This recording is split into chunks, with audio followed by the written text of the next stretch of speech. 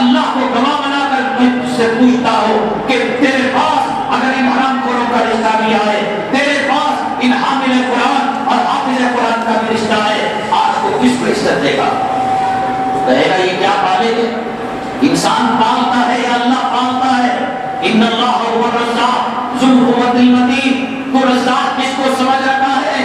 امریکی کتوں کو سمجھ رکھا ہے؟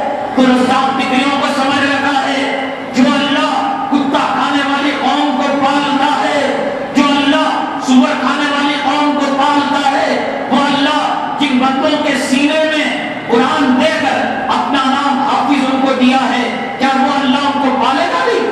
ان کی بیویوں کو پالے گا نہیں؟ ان کے بچوں کو پالے گا نہیں؟